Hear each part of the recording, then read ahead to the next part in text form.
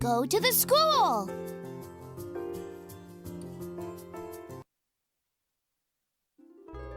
Great job! Click on the next activity.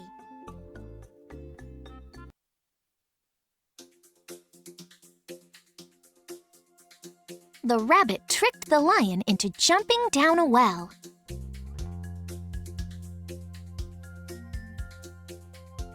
The rabbit had saved all the other animals. He was going to eat a rabbit next. A lion was eating all the animals. The rabbit tricked the lion. A lion was the rabbit tricked the rabbit. The rabbit tricked the rabbit. A lion was eating all the the rabbit had a lion was eating all the animals. The rabbit had saved all the other animals. The lion and the rabbit.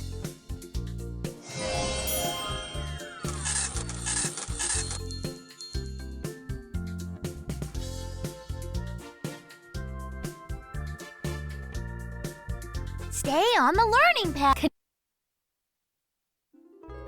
Terrific! Click on the next activity. The monster on the mountain.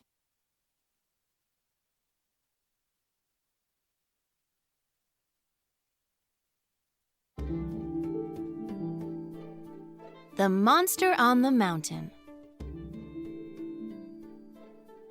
Wen looked out the window of his grandmother's house. People were putting things into a cart by the side of the road. The baker put in a box of sweet rice cakes. The fisherman put in a pail of fish. The basket weaver put in a beautiful basket. Inside the house, Wen's grandmother was rolling up a rug. Grandmother, Wen said, why do people give away their things every month? Wen's grandmother told him not to ask why. Grandmother? Wen asked. Yes, She said. why shouldn't I ask why? Wen asked. Wen's grandmother sat on the rolled-up rug. Children are never told about the monster, She said. but I will tell you the story because I know you will keep asking me until I do. Long, long ago, the first people came to this valley. They built their homes here. But the noise they made when they were building woke up the monster that lived high on the mountain.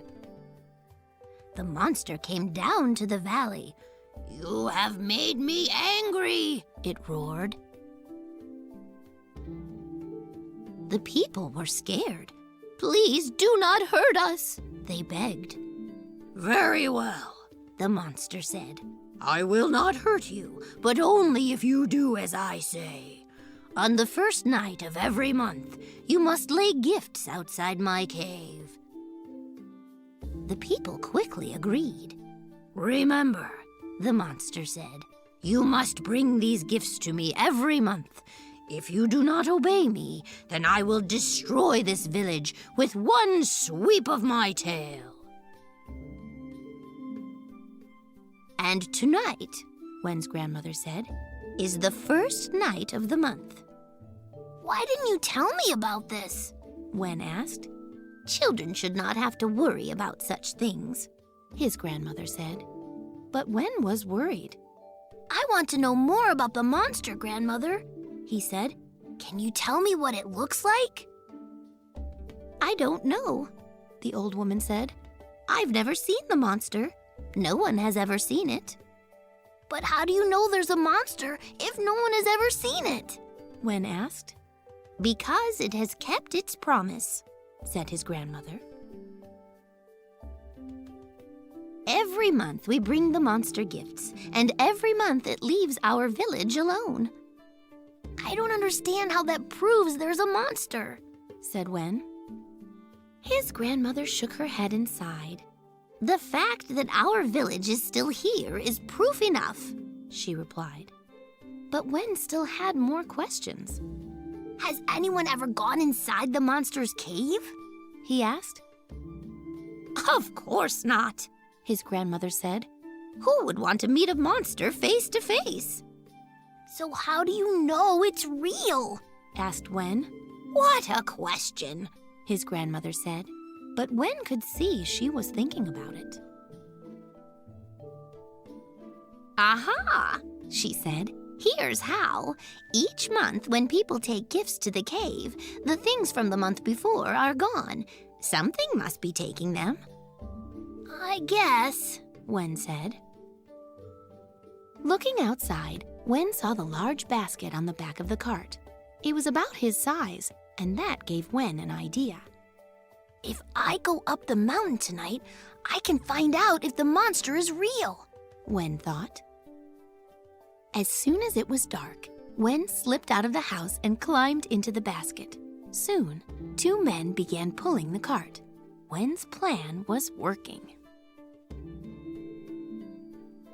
Then Wen thought, what should I do if I see the monster? And what will the monster do if it sees me?